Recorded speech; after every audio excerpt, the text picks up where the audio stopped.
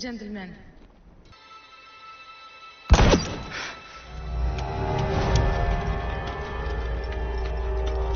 I am 25 years old.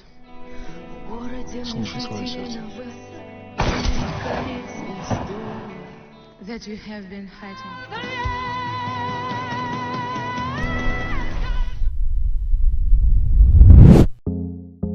Hai geng, apa kabar kalian semua hari ini? Semoga kalian baik-baik saja, selalu diberikan kesehatan, lancar rezekinya dan dimudahkan segala urusan. Battle for Sevastopol merupakan film produksi Rusia bergenre biografi, drama dan juga perang. Film ini diadaptasi dari kisah nyata dari Perang Dunia Kedua.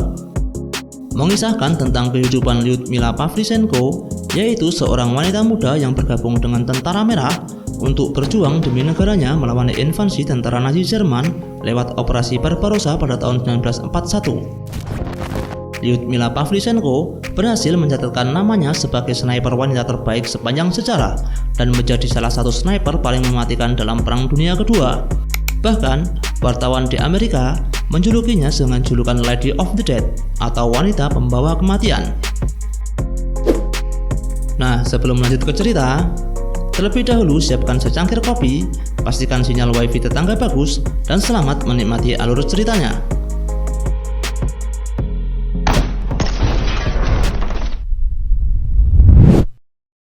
Film dibuka pada tahun 1957, diperlihatkan seorang wanita tua. Dia adalah Eleanor Roosevelt, seorang mantan ibu negara Amerika Serikat yang sedang berkunjung ke Moskow, Rusia. Maksud kedatangannya adalah untuk menemui sahabat lamanya. Seorang ajudan memintanya terlebih dahulu untuk memenuhi undangan dari Perdana Menteri Rusia Nikita Khrushchev untuk menyambut dan menghormati kedatangannya saat berkunjung di Rusia. Namun, mantan ibu negara ini tetap ngotot mengesampingkan undangan itu dan tetap ingin menemui sahabatnya terlebih dahulu. Hal itu membuat sang ajudan penasaran, siapakah seorang gerangan yang ingin ditemui mantan ibu negara ini hingga mengesampingkan undangan dari sang Perdana Menteri. Film langsung flashback pada tahun 1942. Eleanor Roosevelt saat itu masih menjabat sebagai ibu negara yang saat itu sedang menghadiri pertemuan dengan delegasi mahasiswa prajurit Uni Soviet di Gedung Putih. Uni Soviet mengirim delegasinya dengan tujuan propaganda agar semua beban perang tidak ditanggung sepenuhnya oleh Uni Soviet. Masing-masing delegasi diperkenalkan kepada ibu negara atas pencapaiannya yang telah ia capai. Ibu negara hanya terkagum biasa, seperti bertemu dengan prajurit pada umumnya. Namun, ibu negara sangat terkesima saat berhadapan dengan seorang wanita yang bernama Lyudmila Pavlichenko. Dia mengatakan kalau dirinya adalah seorang sniper yang telah menghabisi 309 tentara fasis dengan senapannya. Mendengar itu, semua wartawan langsung tertuju padanya dan mengerumuninya dengan berbagai macam pertanyaan.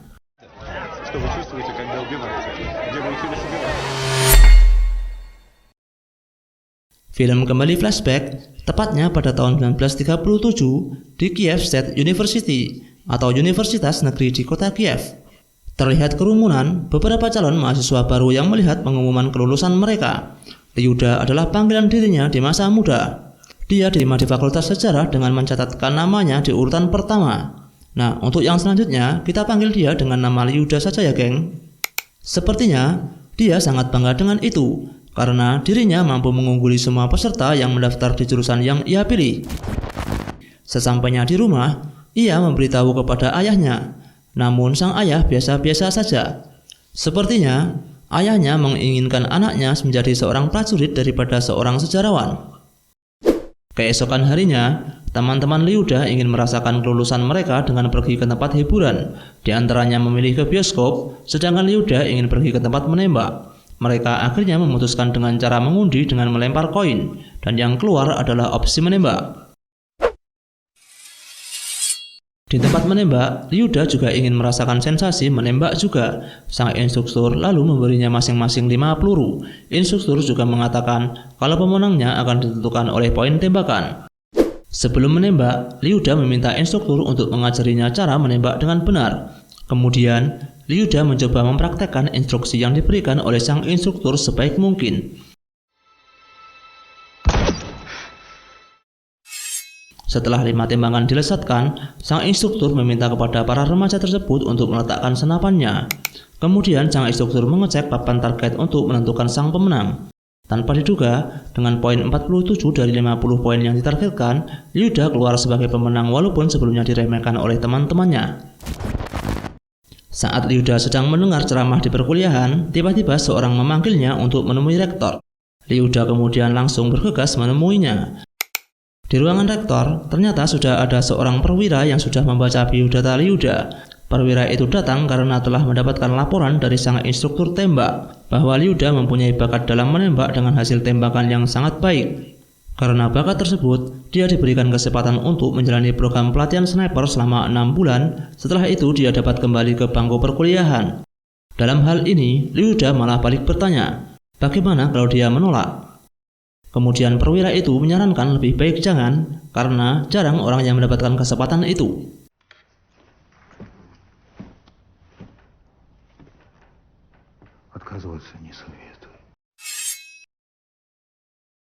Lyuda kemudian memutuskan untuk ikut menjalani program latihan tersebut. Namun, sebelum berangkat, dia dipertemukan dengan seseorang yang bernama Boris oleh Masha. Oh ya, ini adalah Masha, teman plus sahabat baik dari Lyuda. Boris adalah saudara dari Masha. Dia merupakan seorang dokter yang jatuh cinta pada Lyuda pada pandangan pertama. Setelah beberapa hari berselang, Lyuda mulai menjalani latihan pendidikan sniper yang sangat keras. Tidak ada perbedaan antara wanita dan pria. Barang-barang yang tidak diperlukan dalam pelatihan semuanya dimusnahkan. Mereka dituntut untuk mengenal alam dan juga mampu berkamuflase dengan alam sekitar. Saat tes tembak, Lyuda tetap menunjukkan hasil yang sangat baik. Товарищ майор, отойдите! Стреляй! Ты же снайпер, а не артиллерист. Latihan yang dijadwalkan selama 6 bulan terpaksa dipersingkat karena perang sudah mulai meletus. Mereka yang lulus latihan menembak diutus ke medan perang. Lyuda dan rekan-rekannya mendapatkan tugas garis depan untuk mempertahankan kota Odessa pada bulan September 1941.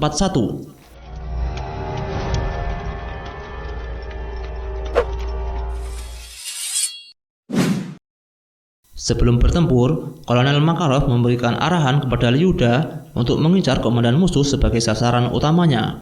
Dengan begitu, sama halnya dengan menghancurkan setengah peleton. Kolonel Makarov juga memberitahu kalau tank juga dapat dihancurkan dengan cara menembak jendela pengemudi sebanyak 3 kali. Tembakan ketiga akan mengenai tangki bahan bakar dan tank akan meledak. Di saat selesai melakukan persiapan, tiba-tiba mereka dibombardir melalui serangan udara oleh musuh.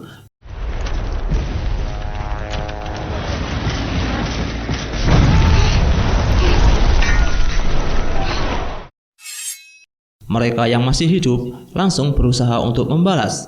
Lyuda yang selamat dari serangan itu merangkak dan mencari senapannya yang terlepas. Dia langsung membidik kaca jendela tank yang telah menyerang mereka. Tank pun membalas dan hampir mengenainya. Kemudian, Lyuda memberanikan diri untuk melepaskan tembakan yang kedua. Dibantu Makarov, akhirnya tank berhasil dihancurkan.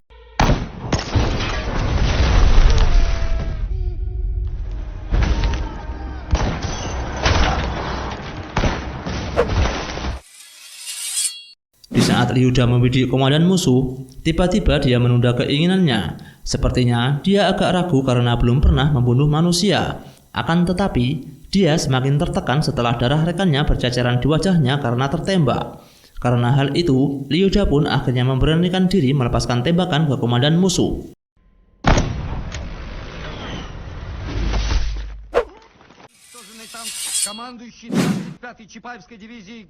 Keberhasilan Lyuda ternyata mendapat apresiasi dari Mayor Jenderal Petrov. Secara langsung, dia mendapat hadiah senapan semi-otomatis darinya. Di hadapan pasukan, dia bersumpah tidak akan belas kasihan sedikit pun dalam memerangi musuh, dan dengan senapannya itu, dia akan membunuh ratusan pasukan fasis. Не жалеть тебя в борьбе с врагом.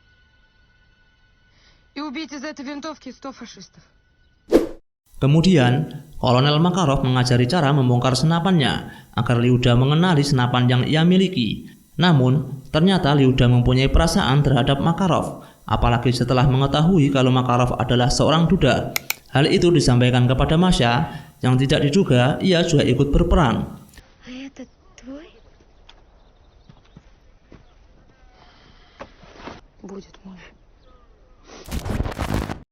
Di saat Lyuda tidak ada kesibukan dalam tugas, dia selalu mendekati Kolonel Makarov. Liuda juga selalu mendengarkan curhatan Makarov. Di saat pengalamannya bertugas di Finlandia untuk menghemat amunisi, Makarov mampu menembak 3 musuh dalam satu tembakan. Hal itu membuat Liuda semakin mengaguminya. Keesokan harinya, saat situasi dalam medan peperangan, Makarov tidak melihat Liuda di posisinya. Hal itu membuat Makarov cemas. Salah satu rekannya kemudian melapor kalau Liuda telah berpindah posisi. Ternyata, Liuda ingin mempraktekkan hal yang sama seperti yang Makarov ceritakan saat pengalaman tempurnya di Finlandia. Liuda ternyata berhasil meniru hal tersebut.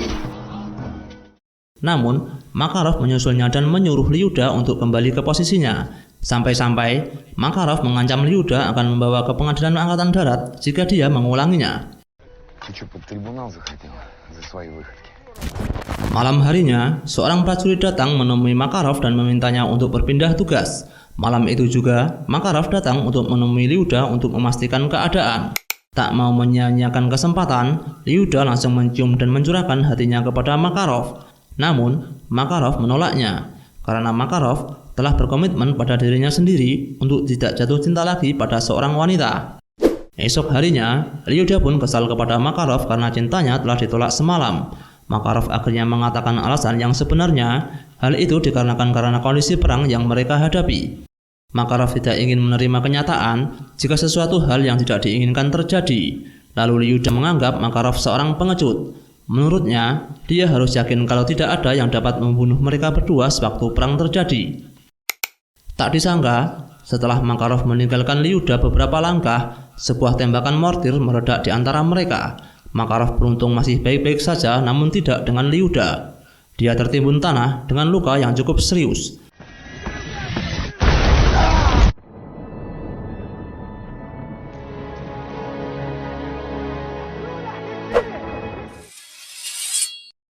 Liuda kemudian dibawa oleh Kapten Makarov ke tenda medis. Tanpa diduga, dokter yang menangani Liuda adalah Boris, seseorang yang sangat menyintainya sewaktu perang belum meletus. Melihat Liuda dalam pelukan Makarov membuat Boris sangat cemburu. Bagaimana tidak? Karena Liuda lah Boris rela menjadi dokter militer. Namun hal itu ternyata disadari oleh Makarov. Makarov kemudian meminta Boris untuk merawat Liuda. Setelah dia sembuh, maka dialah yang memutuskan untuk hidup bersama siapa. Kemudian, Skin berpindah di saat evakuasi di kota Sevastopol pada tahun 1941. Tentara Merah diangkut dengan armada kapal perangnya. Namun, saat di perjalanan, tiba-tiba kapal mereka dibombardir oleh musuh lewat serangan udara.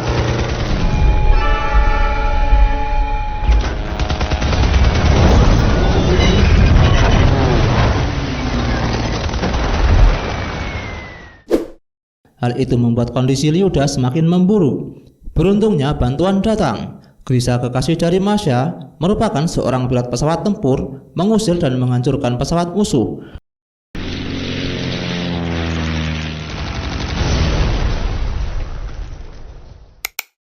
Melihat kondisi Liuda yang semakin memprihatinkan, Boris sebagai kepala dokter memberitahu kepada Liuda kalau dirinya telah dinonaktifkan sebagai prajurit. Namun, Liuda tetap ngotot untuk bertempur.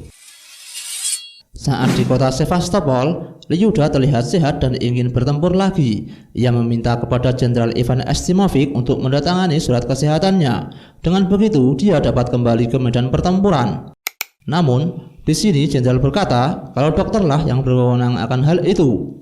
Liuda kemudian mencari kepala dokter, tak lain adalah Boris. Setelah ketemu, Liuda langsung menyodorkan surat kesehatan itu kepada Boris untuk segera menandatanganinya. Namun, Boris tidak menghiraukannya karena Boris sedang melayani beberapa pasien. Setelah mendengar nama temannya masuk dalam buku catatan pasien, tiba-tiba pandangan Liuda langsung teralihkan. Liuda kemudian mengecek dan memastikan ternyata pasukan merah yang bertempur di garis depan telah kembali dari medan tempur.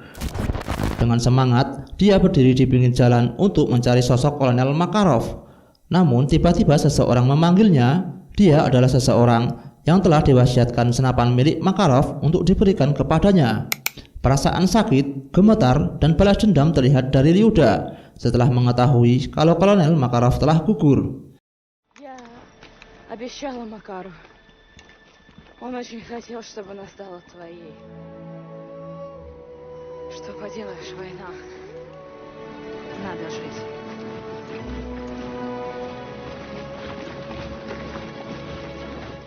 Борис! Kemudian, Lyuda kembali menghadap Boris dengan sedikit memaksa untuk mendatangani surat kesehatannya. Boris sepertinya sudah tidak bisa lagi menahan Lyuda setelah mengetahui kalau Makarov telah gugur di medan tempur. Dengan terpaksa, Boris mendatangani surat tersebut. Sebagai tanda terima kasih, Boris akhirnya mendapat ciuman mesra dari Lyuda.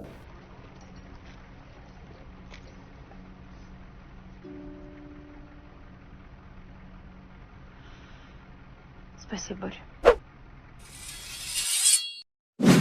Di kemudian hari, Lyuda yang sedang menunggu kaptennya ditemani oleh Masha. Dia menunjukkan dan memberikan beberapa pakaian hangat kepada Lyuda untuk mengantisipasi datangnya musim dingin.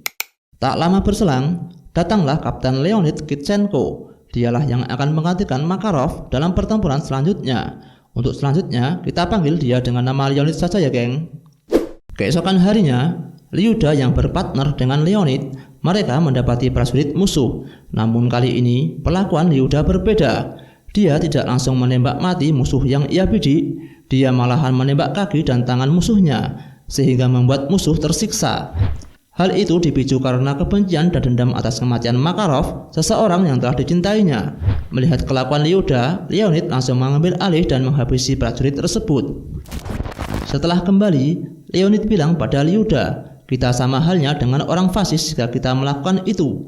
Mendengar ocehan Leonid, Lyuda terlihat sangat kesal. Menurutnya, mereka tidak layak mendapat kematian yang cepat. Mereka harus tersiksa sebelum menemui ajalnya.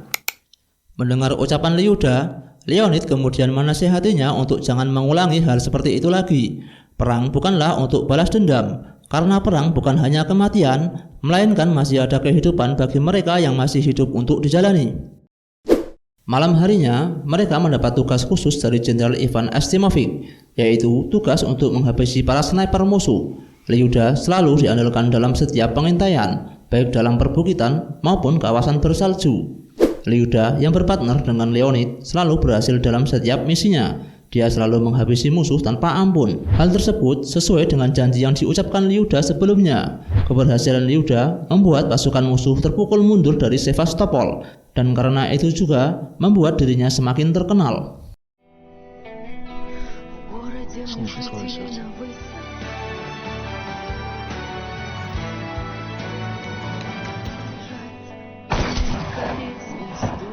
Кем же ты сейчас? Ласковый рассвет встреч.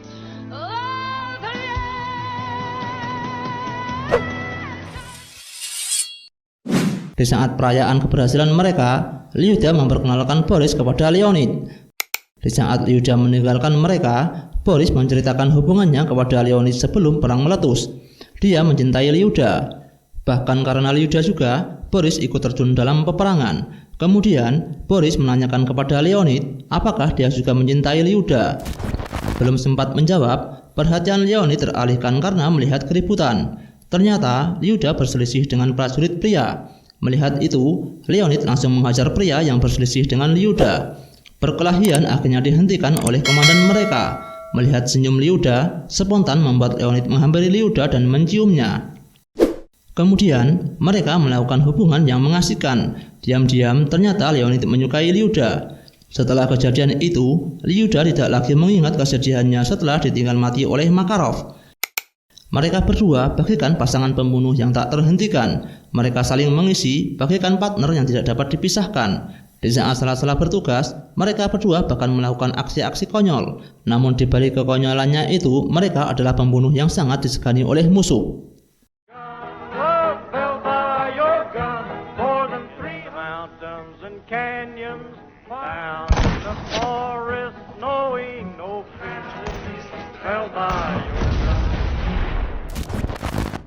Di suatu hari setelah mereka pulang dalam tugas, Masha mengundang mereka berdua untuk datang dalam pernikahannya.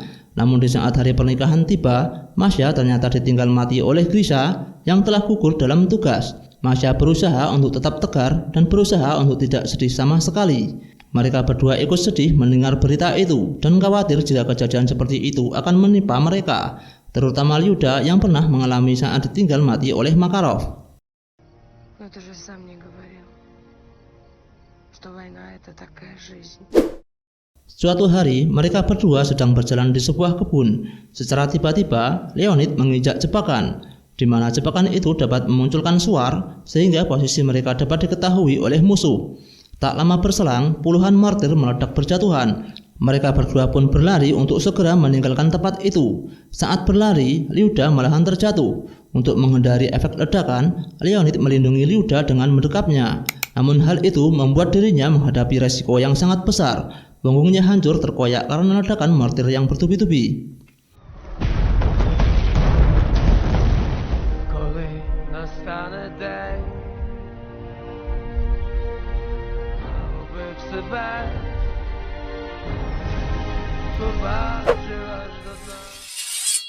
Setelah ledakan selesai, Lyuda menggendong Leonid untuk mencari bantuan dengan harapan Leonid masih dapat diselamatkan. Setelah posisinya dekat dengan pasukan, akhirnya mereka mendapat bantuan. Lyuda kembali merasakan kenyataan pahit yang kedua kalinya setelah Boris memberitahunya kalau Leonid telah tewas. Kembali lagi, Boris sebagai dokter telah merawatnya dan akan menonaktifkan Lyuda dari tugas militernya. Namun tak diduga, ucapan Boris didengar oleh seorang perwira yang membawa perintah bahwa Lyuda harus tetap bertugas, karena Lyuda adalah simbol perlawanan mereka terhadap Jerman.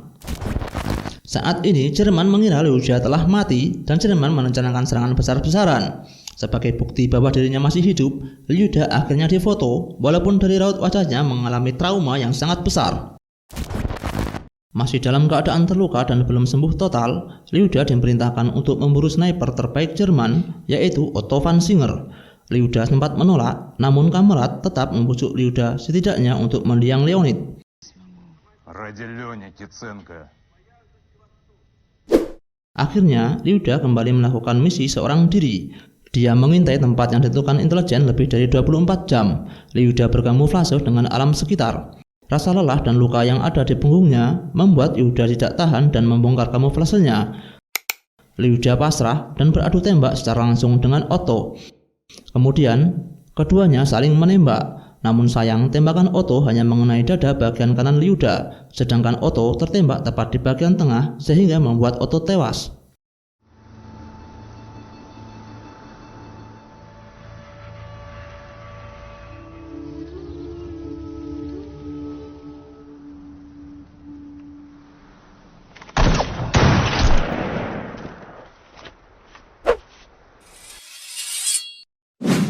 Saat terjadi serangan besar-besaran oleh Jerman, Boris menghadap Jenderal Petrov, memohon agar Lyuda ikut dievakuasi. Jenderal Petrov pun menolaknya karena kekuatan Lyuda masih sangat dibutuhkan. Kemudian Boris menentangnya dengan alasan apa karena Lyuda sebagai seorang wanita sehingga dirinya harus dikorbankan. Akhirnya Boris mendapatkan izin untuk mengevakuasi Lyuda. Namun, lonjakan pengungsi, hal itu membuat Lyuda dan Boris memilih alternatif lain, yaitu mereka akan menaiki kapal selam untuk menuju tempat pengungsian. Namun, pada kenyataannya, Boris memutuskan untuk tinggal dan katanya dia akan menyusul dengan perahu lain. Я приеду следующим теплоходом. Я же одесский еврей, я таки отсюда выберусь.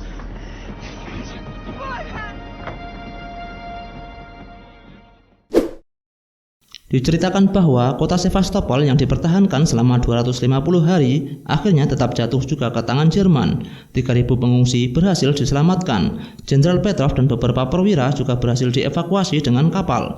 Tidak diketahui nasib dari Boris beserta para pasukan dan 80.000 penduduk yang masih tertinggal. Apakah dia ditangkap ataukah dihukum mati? Namun yang pasti, Lyuda telah diselamatkan oleh Boris dengan memberikan tiketnya beserta dengan cincin yang selama ini masih dia simpan. Он отдал ей свой именной пропуск. Это был пропуск в жизнь.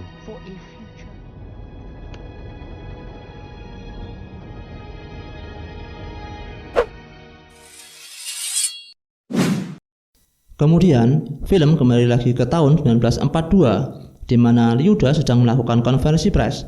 Lyuda meremuk teks yang diberikan oleh pekerja Partai Komunis Soviet. Kemudian, dia mengutarakan isi hatinya. Saat ini, aku telah berusia 25 tahun dan telah membunuh 309 pasukan penjajah fasis. Hadirin sekalian, apakah Anda semua pernah berpikir, telah sekian lama, Anda semua telah bersembunyi di balik punggungku? Pidato tersebut sontak mendapat apresiasi dari para audien. Работала инструктором в снайперской школе, ей присвоили высшее звание «Герой». После войны Людмила... Setelah kejadian itu, mantan ibu negara Eleanor Roosevelt tetap berteman dan saling surat menyurat. Diceritakan bahwa Lyuda tidak lagi kembali ke front depan untuk berperang. Dia bekerja sebagai instruktur di pendidikan sniper. Setelah perang selesai, Lyuda kembali melanjutkan kuliahnya. Dia dianugerahi gelar sebagai pahlawan Uni Soviet. Kemudian, film kembali di tahun 1957 di Moskow. Setelah mendengar cerita Lyudmila Pavlichenko dari mantan ibu negara, sang ajudan menyadari akan hal itu. Kalau Perdana Menteri Nikita Khrushchev pasti bersedia menunggu demi wanita ini. Kemudian, Lyudmila bersama dengan anaknya dan mantan ibu negara Eleanor Roosevelt terlihat bersama menonton opera di sebuah teater, dan film pun berakhir. Nah, itulah geng, alur cerita dari film Battle for Sevastopol yang diambil dari kisah nyata. Selain sejarah tentang Perang Dunia Kedua, film ini juga dibumbui dengan romantisme yang tak kalah menyentuh hati. Tak hanya itu, film ini juga menyajikan visual yang luar biasa. Walaupun film ini diproduksi oleh Rusia, namun dari segi cerita dan visual, film ini tidak mau kalah dengan perfilman Hollywood Amerika. Oke geng, terima kasih telah mampir di channel ini. Semoga kalian menyukai alur cerita yang kami bawakan. Terima kasih telah menonton dan sampai jumpa.